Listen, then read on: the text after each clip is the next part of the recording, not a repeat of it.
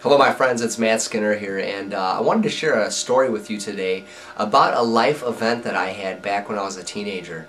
When I was 16 years old, I actually became a father, and it was pretty wild to become a dad at the early age of 16 years old. To express the thoughts and feelings that were going through my mind at that time is I really wasn't sure how I was going to provide as a child being 16 for a child who was coming into this universe. And it was really difficult, if you will, to even grasp or understand how I was going to be able to handle this whole situation, what I was going to do to basically step above and beyond, to be the father that I could be. It was a very difficult situation because unfortunately it didn't work out for me and his mother, and that doesn't really seem to happen a lot. There's a few stories out there where you'll have the experience that high school sweethearts stay together, and they might have had kids at a young age and they continue to stay together and have made it many years, and I congratulate the people that have done that. But unfortunately for me, that's not how it went. It actually didn't really go that way. It was a shame, but I have no resentment towards my ex for that, or I have no resentment towards my child for that. It was a big learning curve to basically go from a teenager who was blasting loud car stereo music and being on the basketball team and doing all the extracurricular activities and going out all the time and this and that, hanging with my friends, to all of a sudden knowing that you're a dad and you need to provide for your child. Unfortunately, society has really sucked us into this whole aspect that the only way to be a good, successful father is to get a 9 to 5 and work and get that health insurance and really provide for your child. Now, I'm not saying that's a bad thing. That's a good thing to do those things for your child, but if you're not growing as a person and you're not growing to be able to give the most to your child so that you can help your child to be the biggest and best that they can be, then really you're doing harm to both of you. So I tried really hard to be the best father that I could, and I can only pray and hope that my child and I can only pray that he thinks that I am also a very good father and that I have tried as hard as I can to be that supporting factor in his life.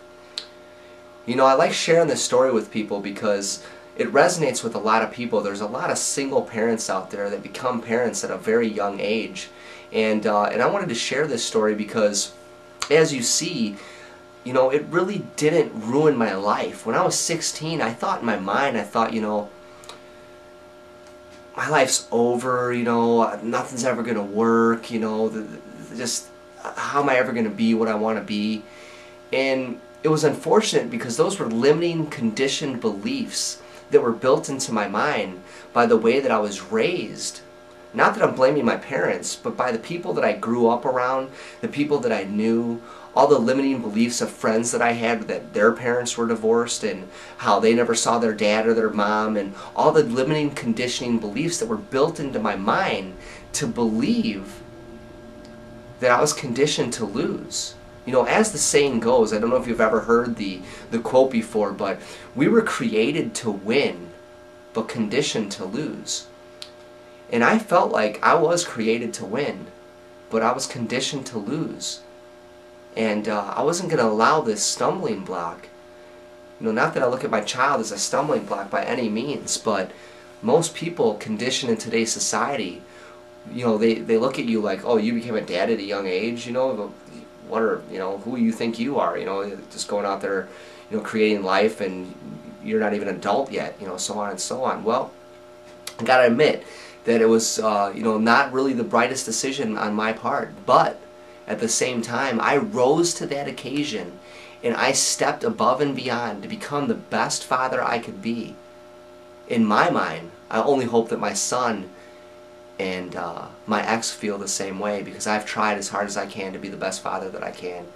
And I hope this story resonates with some of you today, because I wanted to share this story due to the fact that I know there's a lot of other single parents out there who are going through or have gone through this exact same life story or life experience in their lives. You know, if you actually have a similar story or would like to share some information about stories in your life, leave a comment at the bottom of this video. Let me know what you think about this video, and let me know about some of your, past experiences with being a single parent. Because, I really like to collaborate with other parents and get ideas on how to be the best parents that we can be, and how we can be the best we can for our kids, so that in return we can provide for our kids, so that they can be more enlightened and, be higher spirited than we ever have been. So I thank you for coming here today. I hope that this story really sinks in with you, and that you find, some kind of nugget in this story that, relates to you. As this story is very, very sincere to my heart, and I really like to share this story with certain people, and I thought that I'd share it here with you today to let you know, a little bit about me, and where I've come from, and how I've, crawled over and jumped over the obstacles that have been placed in front of me in my life, and moved forward to basically make a life of success for myself and for my family. I thank you so much for coming here today. I look forward to speaking with you in the future, and I hope you all have a great day. Bye-bye.